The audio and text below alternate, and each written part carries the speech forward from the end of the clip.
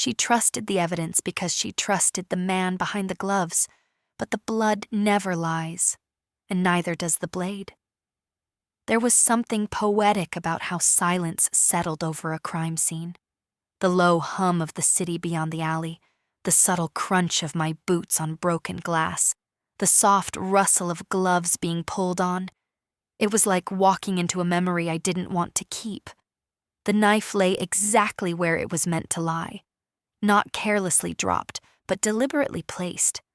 And the body, cold, as cold as the look the medical examiner gave me. "Captain Rhodes," he greeted, with that practiced calm of someone used to playing God with corpses. Dr. Langley had always been precise. He wasn't the kind to sweat, let alone make mistakes. But that day, something in his eyes was off. I noted it, cataloged it, ignored it. Mistake number 1. Victim's a male, mid-30s, 1 stab to the carotid, deep and clean, no defensive wounds. Whoever did it knew where to cut and how fast to get out. Langley lifted the knife with exaggerated care, gloved fingers steady. His voice dipped into that smooth, performative tone he reserved for press briefings and courtroom testimonies. And no fingerprints. Curious. A beat passed. I didn't reply. Just watched him bag the weapon with a flair that didn't belong at a crime scene. Then he added quieter. Unless, of course, someone got too curious. Something in my chest twitched. A warning. A dare. What's that supposed to mean? I kept my tone flat, but my spine straightened. He smiled without warmth. Nothing, just, your team got here before me. I assume the area was secure? Completely, I said. He nodded. Of course. 2 days later, the LAB report landed on my desk. My name, my fingerprints, on the blade, my blood iced over. It was a Wednesday, and I was halfway through organizing overtime shifts in a soul-killing Zoom call with HR when I noticed the envelope. No email, no digital chain, just a single manila folder with a red tab. The inside of my mouth went dry as I skimmed the report. The DNA match, the gloves, the signature from Langley confirming the evidence, and a note at the bottom. Secondary analysis pending cross-check. That was my breath catching in my throat, because I had never touched that knife, not once. And Langley? He had shaken my hand that day, clapped me on the back even, after I walked the scene again. We both wore gloves, but mine stayed on.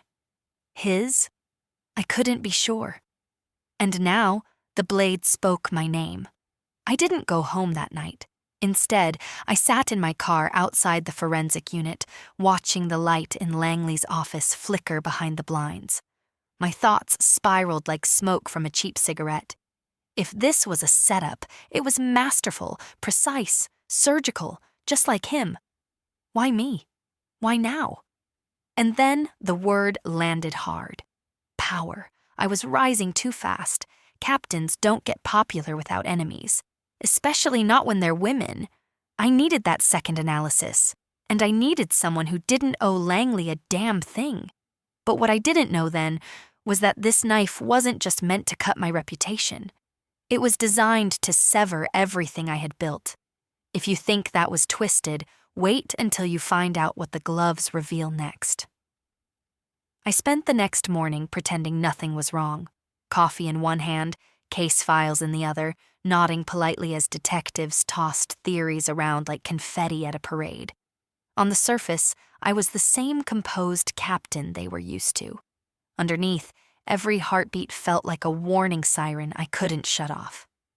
The forensic unit was a maze of glass walls and politely spoken secrets. I requested the second analysis formally, coldly, and handed the evidence request to a lab technician who looked like she hadn't slept since college finals. She blinked at the paperwork, then glanced toward the medical examiner's office. "Are you sure you want him notified?" she asked. "I want every step documented," I replied. Her hesitation lasted a second too long. Then she signed off, and as she passed the knife logbook to me, I noticed something tiny, almost invisible, pressed beneath her clipboard. A pair of blue gloves, latex still powdered, crumpled as if dropped and forgotten. Except Langley never forgot anything. My pulse flared. I retrieved the gloves carefully, noting the size, larger than standard. And for a moment, the hallway felt colder. If he had used those gloves to transfer touch, then why leave them out? Unless he believed no one would question his perfection. Or maybe he wanted me to see exactly how powerless I was. Around noon, an unexpected email pinged my inbox. No subject line, just a single attachment. The sender was blocked. The file was a cropped image of the knife, and on the steel surface, faint and smudged, a fingerprint shape. Mine? Maybe. But in the grainy contrast, another detail emerged, a reflection, a silhouette behind the photographer, tall, broad-shouldered, a lab coat. My hands shook as I clicked zoom again, but the image quality disintegrated into static. A message appeared beneath it. Check the time frame. Check the time frame? My mind raced back to that night. Langley had arrived later than usual. He claimed he was delayed by a prior autopsy, but no one corroborated. I opened the scene entry log. Security timestamps never lie. Except this time, someone had overwritten access data 3 hours after the case closed. Only forensic personnel had clearance for that. Langley. I needed a witness, someone who had nothing to gain from his side and everything to lose by crossing him. One name surfaced, Dr. Riva Moretti, assistant pathologist, notoriously blunt, and recently passed over for promotion because professional decorum matters. In other words, she didn't bow to the medical examiner's ego. I found her in the break room, staring at a mug like it had personally betrayed her. "I need help," I said quietly. She lifted her gaze, tired but sharp. "If this is about budget cuts, talk to accounting. If this is about Langley..." She paused, studying my face. "You look hunted." "I'm being framed." Something changed in her expression, fear, recognition, maybe both. She lowered her voice. "He's been pushing boundaries lately, re-examining evidence alone, locking the lab. If you accuse him without proof..." "I'm requesting a second analysis," I said. She exhaled like she'd been holding that breath for a month. "Then you need your own technician, someone outside his chain. I know a guy, quiet, old school. He hates him." My heartbeat steadied just a little. Would he analyze the gloves too? Moretti hesitated. "He'll do it, but Captain, be prepared. If Langley realizes you're working around him, he won't just cut you out of the case." She didn't finish the sentence. She didn't have to. The silence said everything. Late afternoon, a courier envelope appeared on my desk. No return label, no signature. Inside, a single page from a Labby report draft, unfinished with highlighted notes. Under the section titled DNA Transfer Hypothesis, someone had scribbled, "Control variable missing. Source not consistent with Captain's profile. Recommend retest." And beneath it, in darker ink, Langley's handwriting unmistakable, "Omit this section. Final report approved." I stared at the words until the edges blurred. He didn't just plant evidence, he edited science. He authored truth. And suddenly, the knife felt like a message carved straight into my career. You don't rise without bleeding. But something inside me sharpened. He had overlooked the one thing he couldn't fully control. Human error, human conscience, human witnesses who were tired of his arrogance. I folded the page, slipped it into my coat, and walked out into the evening air feeling the shift, like the city itself inhaled before a storm. If he wanted a battle of proofs, he'd get one. But this time, the blade wouldn't be pointed at me. You think the knife was the problem? Wait until the DNA results turn everything upside down. Secrets in the lab, lies in the gloves. If you're hooked, hit subscribe. This story's just heating up. Comment if you trust Langley. I dare you. Dr. Moretti moved fast. By nightfall, she had arranged for an off-record second analysis through an old colleague in another district lab, someone with just enough distrust of Langley and just enough love for the truth to risk a quiet favor. The gloves were handed off with sterile precision, along with a fresh swab from the knife, still sealed. Chain of custody would be unofficial, but clean. I couldn't sleep, not with the knife's memory pulsing behind my eyelids, not with the echo of Langley's smirk replaying every time I closed my eyes. The man had always worn charm like a lab coat, crisp, authoritative, hiding something far messier beneath. I wasn't angry. Not yet. I was calculating. The next morning, I walked into the station, greeted 3 detectives, ignored 2 side-eyes, and smiled as I passed internal affairs already sipping burnt coffee outside my office. They knew, or they were about to. A new file had landed on my desk, anonymous again. Only this time, it wasn't a blurry photo. It was a printed email thread.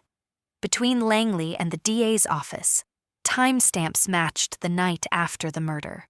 The subject: Captain Rhodes's involvement, urgent forensic reprioritization. Langley had used his position to move my name to the top of the suspect list, before the lab results were even official. He wasn't just playing dirty. He was burying me alive. By noon, the second report came in. Dr. Moretti handed it to me herself, her lips pressed into a thin line, her eyes flicking to the door like we might get raided. "It's cleaner than I expected," she whispered. I opened the file, read every word twice. No DNA from me on the knife, only Langley's on the gloves. Not trace, not partial. Dominant, smeared inside, suggesting removal. I inhaled sharply, flipping pages. The text notes were handwritten, careful, but one line was underlined 3 times. No evidence supports transfer from Captain. Glove interior excludes her DNA entirely. It was the scientific equivalent of a slap in the face. Langley hadn't made a mistake.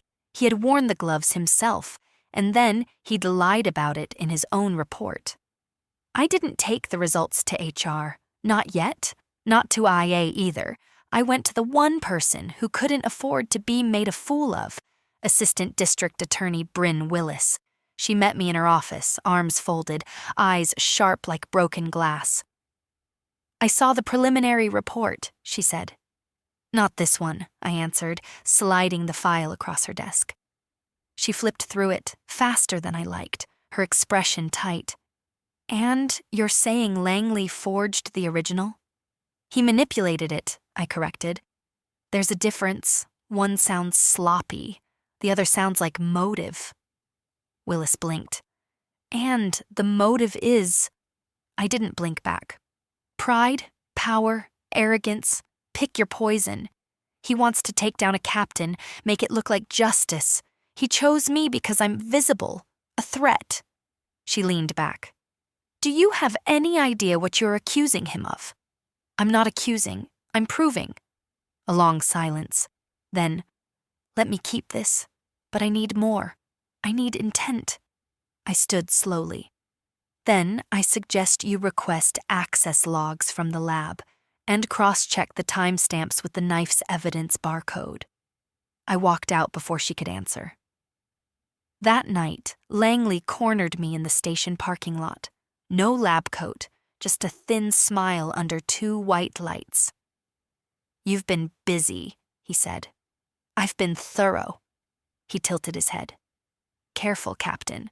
The more you dig, the messier it gets." I smiled without humor. "You should know, dirt looks different under a microscope." He laughed. "It's still dirt, and no one cares where it came from when your name's already in the report." My voice didn't rise. "They will when they read the second one." Langley's smirk twitched. "Ah, So that's your game now. Second opinions. I leaned in. No, doctor. My game is the truth. You should try playing it sometime. He stepped back, eyes narrowing, hands disappearing into his coat. And for the first time I saw it, something not quite fear, but not confidence either. The gloves no longer pointed to me. Now, they wrapped tightly around his throat. Langley had always been smart, too smart. Smart enough to know that silence speaks louder than denials, and documentation, once corrupted, could bury a truth so deep no one would know to dig for it. But what he didn't count on was momentum. The second analysis had cracked something open, and people were starting to talk. I wasn't just protecting my reputation anymore. I was chasing down a system that had silently let people like him pull strings behind sealed doors. The first crack came from an unexpected place. A former intern named Dylan, barely 24, all nerves and notebooks. He found me in the corridor near the forensic lab, pretending to refill a coffee cup he didn't drink. Captain Rhodes? I nodded cautiously. He lowered his voice. I think you should see something. We ducked into a side office where he pulled up his lab access history. He wasn't supposed to have anything from the night of the murder. And yet, there was a line item under his name, time-stamped just minutes after the body arrived. I never logged in, he said, pointing to the screen. But Langley had my badge that week, said his was glitching. My jaw tightened. He looked at me, eyes wide. Are you being framed? That depends, I said. Are you willing to testify? He hesitated only a second. Yes. And just like that, another thread unraveled. The gloves analysis, now fully confirmed, was leaking through whispers in the department. Internal Affairs, slow to act at first, was suddenly requesting interviews. Not mine, not yet. But Langley's tech assistant, his former supervisor, even the courier who handled the evidence box. I watched it all like a bomb ticking in reverse, disassembling itself in slow motion. And still, Langley walked the halls with that unbearable calm, nodding to interns, whistling on staircases, like he could smell doubt in the air and trusted it would dissipate before it reached him. But arrogance ages poorly under pressure. By Friday, a new twist hit the case. The LAB report Langley had submitted to the DA's office had been quietly updated on the shared drive. Post-submission. The metadata showed a revision logged under admin credentials. Problem? Langley wasn't supposed to have those. Only IT did, and one IT tech, recently reprimanded for clocking out early, was very ready to talk in exchange for immunity. He told Internal Affairs that Langley had requested access to fix a formatting error in the report. Late at night, no one else around, no email trail, just a phone call. But the file's changes didn't touch formatting. They altered test results, removed a line about inconclusive protein markers inconsistent with suspect. Langley hadn't just framed me. He had rewritten the truth, one deletion at a time. I confronted him in the most public way I could think of, in the evidence control room with 2 analysts present and cameras rolling for routine documentation. Still sure about that report? I asked, flipping the printout onto the table. He glanced down, said nothing. I kept going. You used gloves. Gloves that only show your DNA. You wore them, doctor. You touched the knife. You signed off a falsified report. And now the system that protects you is cracking at the seams. He looked up, and for the first time, I saw something unguarded. Panic. Just a flicker. But enough. You can't prove intent, he hissed under his breath. I leaned in. I don't have to. That's what your lab tech, your IT contact, your intern, and your revised files are for. I straightened, fixing him with a stare. This knife now cuts only your career, doctor. The silence in the room was louder than any siren, and in that silence, Langley finally understood. He wasn't in control anymore. Langley didn't show up for work on Monday. No calls, no messages, no smug glances in the hallway. Just absence, and the kind of quiet that creeps in after a storm, where everyone pretends they didn't see the lightning fracture the sky. But behind that silence, wheels were turning. The DA's office had opened a confidential internal review. Internal Affairs had pulled access logs for every case Langley had touched in the last 12 months. And for the first time in my career, I walked through the precinct not as a suspect, but as a warning. Because now everyone knew someone tried to bury me, and I dug myself out, and what I uncovered could ruin them too. In the break room, a detective I barely knew clinked his mug against mine. "You good, Captain?" I nodded. He paused. "You think he's done this before?" I didn't answer, not because I didn't know, but because I did. Langley's precision was a tool, yes, but also a weapon. And when wielded by a man convinced he'd never be questioned, it had likely carved more than one career down to dust. I wasn't just the first to fight back, I was the first to win. Later that day, an email landed in my inbox. No sender, no subject, just a single line.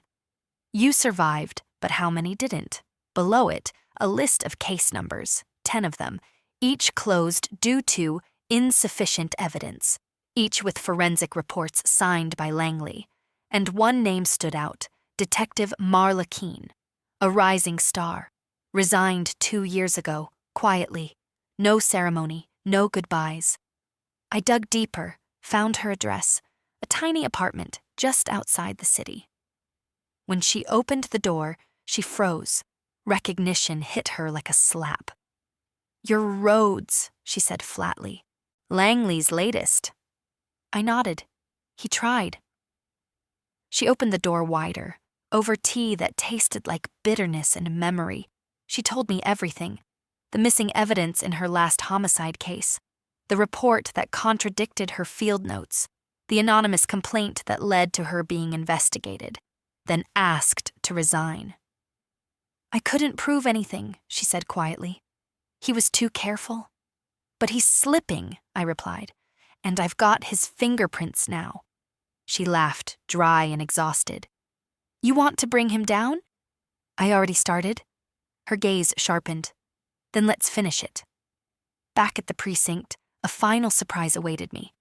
On my desk, a plain envelope, no return name. Inside, a flash drive, and a single sticky note. "Watch, and choose who you tell." I plugged it into my laptop. It was surveillance footage, not of Langley, of the original crime scene, the murder. And, in the lower corner, time-stamped and clear as day, a figure bending near the body. Gloved, alone, no patrol around, no witnesses. Langley, reaching for the knife, then freezing, looking over his shoulder, then slipping the weapon into a bag that wasn't his. The footage ended. I sat back in my chair, breath caught somewhere between rage and relief.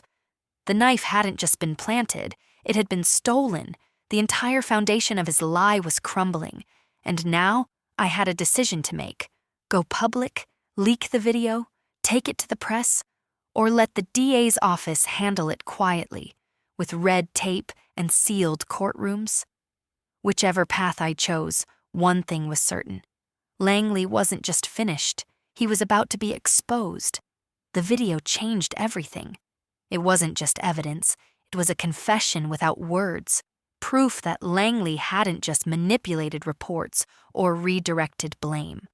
He had entered an active crime scene alone, interfered with evidence, and left a trail he thought would never be traced. But pride makes even the sharpest minds dull. I didn't run to Internal Affairs. Not yet. Instead, I walked into the DA's office carrying the flash drive like a matchbox over gasoline. Bryn Willis, the assistant DA, looked up with that familiar tight-jawed skepticism. The same look you give someone who's about to waste your time, or detonate it. I set the drive down. No commentary, I said. Just hit play. She did.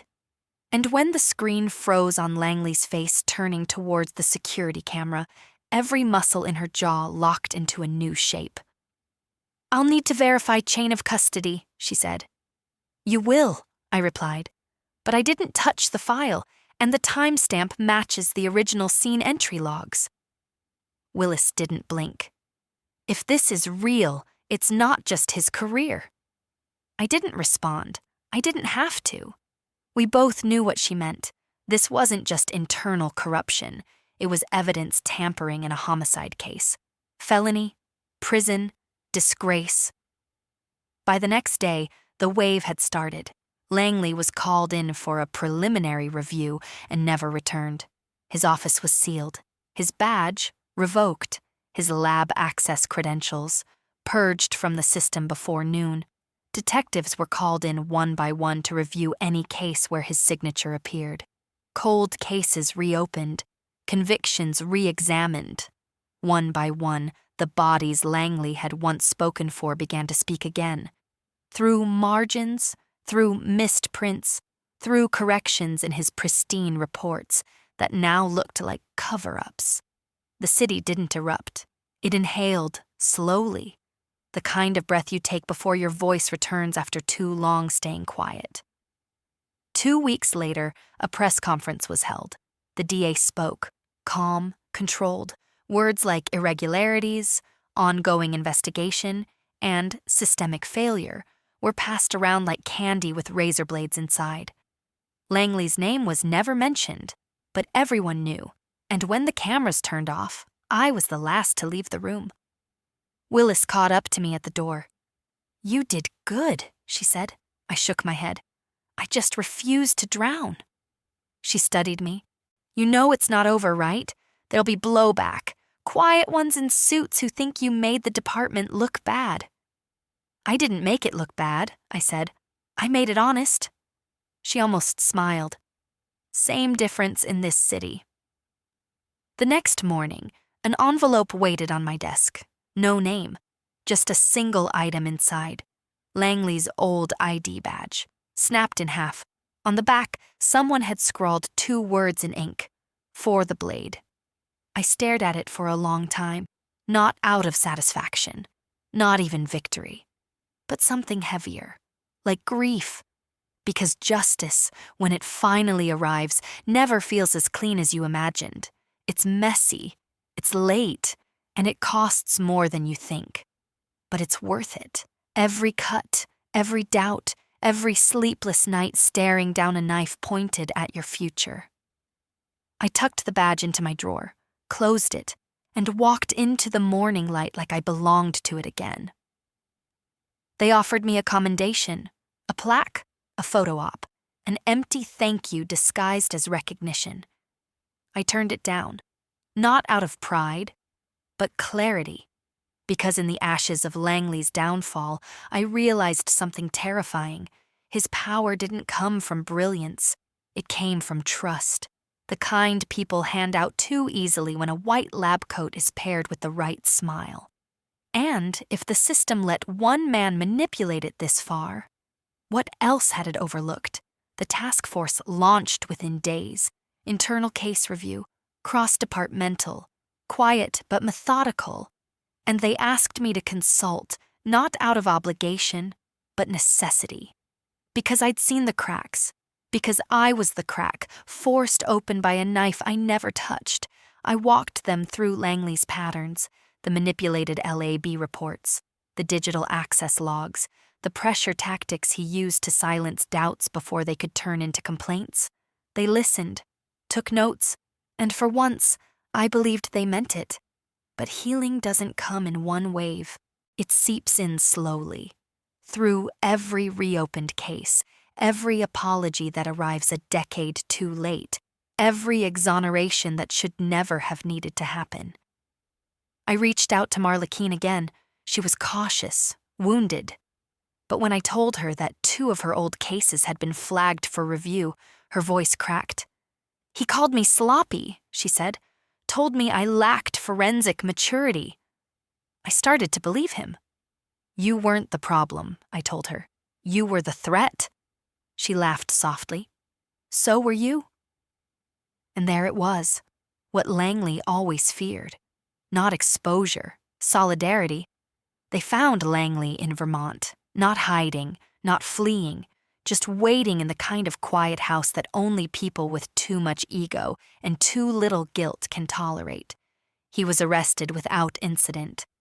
His lawyer released a statement the next day, citing a long and distinguished career and misunderstandings.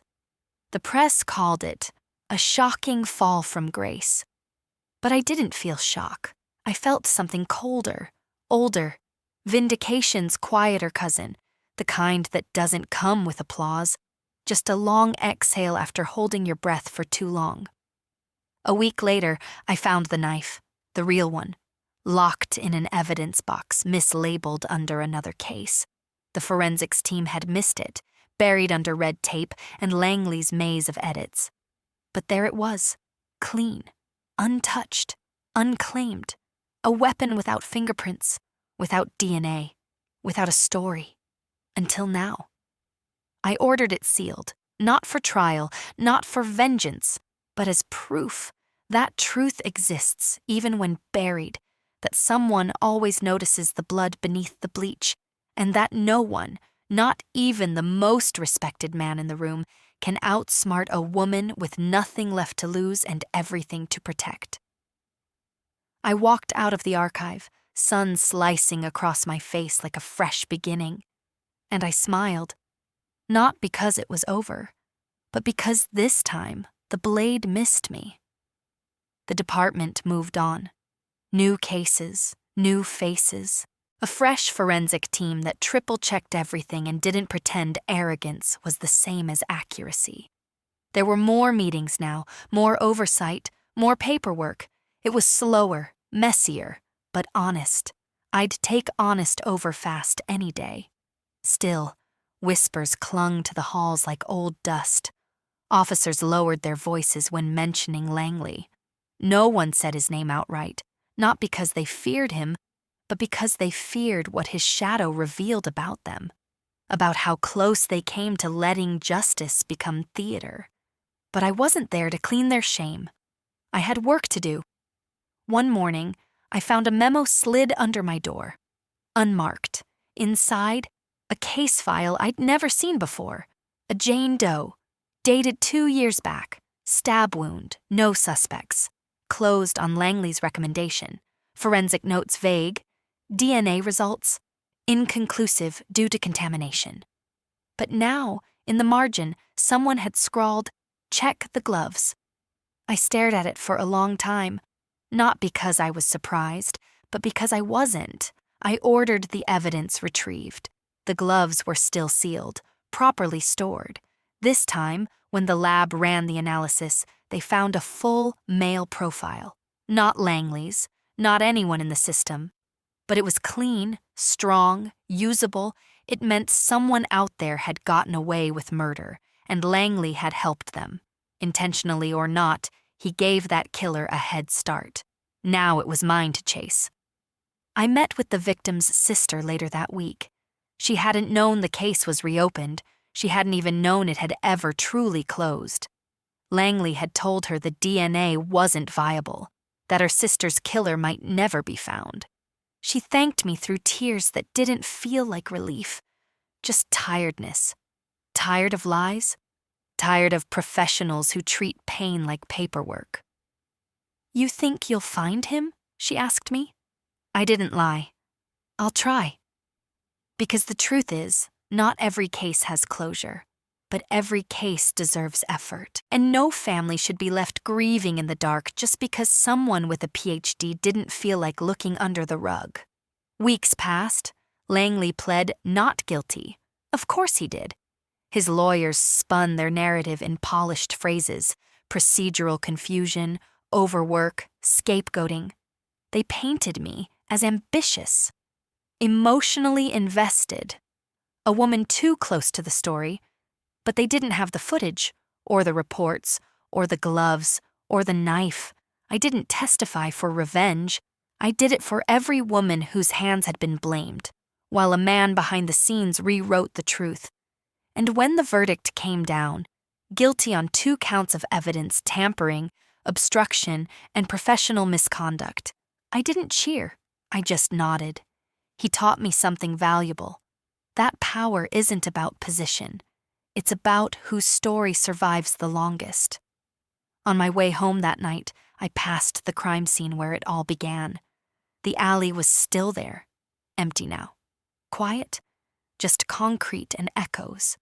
But I paused, not for the past, for what it taught me. And as I turned to leave, I realized something. Langley thought the knife would cut my career. He didn't know I'd use it to carve a path forward. Through lies, through silence, through every false report dressed up as fact. Because the gloves told the truth. And I listened. Some stories don't end with a bang. They fade, not because they're forgotten, but because their echoes settle into the walls, into policies, into the way people look at each other across an interrogation room. Langley's conviction made headlines for exactly 48 hours. Then, a local councilman got caught funneling city funds to his nephew's crypto startup, and the news cycle moved on. But inside the department, nothing was the same. Forensic reports were now triple audited. Glove logs, previously scribbled and ignored, were scanned, sealed, and time-stamped with biometric entry. Every inconclusive was treated like a crime scene of its own, and every new tech who stepped foot in that lab heard the same story on day 1. Double-check everything, even the experts, especially the experts. I got a new office, not larger, just cleaner, the kind with better light and fewer ghosts. On the shelf sat the broken ID badge Langley once wore, snapped in half. A reminder not of victory, but vigilance, that the sharpest blades in this job aren't carried by suspects. They're held by those who write the reports, those who decide who walks and who burns. And sometimes, they wear the same uniform as you. One afternoon, I got a call from a detective 2 counties over. "Captain Rhodes?" he asked. "Yes. You don't know me, but I heard you handled the Langley case." I waited. "There's a report here," he continued. 5 years old, signed by him. "Something's not adding up. Think you could take a look?" A pause. "You were right once. I think you might be right again." I said yes. Of course I said yes. Because when you've walked through fire and come out with the matchbox still warm in your hand, you don't pretend the smoke was someone else's imagination. You smell it everywhere, and sometimes you follow it until it chokes. But even firebrands get tired. One night I drove out of the city, past the precinct, past the lab, past the places where Langley once haunted the edges of my career. I parked near a lake, no phone, no badge, just me, the wind, and the moonlight dancing on the water. I let the silence settle, let my breath return to something more human, because even in victory, there's weight. Even when you win the war, your bones remember every battle. But that night, I didn't feel broken. I felt whole, not because I'd saved the system, but because I hadn't let it break me. And when the sun started to rise, soft and slow over the horizon, I whispered 2 words into the still morning. Not today. Because today, no one was taking my name. Not a knife, not a glove, not a man in a lab coat. Today, I was the story. And no one else would write it but me. It started with a ripple, a quiet commendation from the mayor's office I didn't attend. A letter from a mother whose son had been cleared thanks to a reopened case. An anonymous envelope with a single sentence scrawled in crooked pen. "You didn't flinch. Thank you." I didn't ask for any of it, but I read every word, because justice, when real, doesn't need applause, just acknowledgement. Not all wounds bleed. Some are quiet, bureaucratic, buried beneath uniforms, protocol, and polished shoes. But they hurt all the same. And now, people had stopped whispering. They started watching, not to catch me fail, but to learn how I stood back up. Langley's trial was over. His face no longer haunted the news, but every now and then, I'd see a young officer walking past the evidence room, hand hesitating at the door, thinking, remembering, good. Let the fear linger, let the systems stay awake. We earned that vigilance in bloodless battles and broken trust. One evening, as the sky dimmed to a bruised violet, I stood alone in the lab, the same room where the knife had first appeared, the same place where gloves had once lied and DNA had been twisted into a weapon. Now, the room felt different, still sterile, still cold, but no longer smug. Truth hummed louder than fear here now. A tech glanced up at me and smiled. "We're running triple checks on case 1422, she said, just in case. Good, I replied. She nodded, then turned back to her work. No performance, no ceremony, just integrity. Exactly how it should have been all along. As I left the building, my phone buzzed. A message from an unknown number. Just 3 words. "Gloves off, Captain." I stared at the screen, pulse steady. The war was over, but there would always be others, other Langleys, other quiet tyrants, other knives dressed in science. But now they'd have to walk carefully, because I was no longer alone. People were watching the watchers, and I was ready, because when the system cuts you, you either bleed or you sharpen. And I chose to sharpen every single time.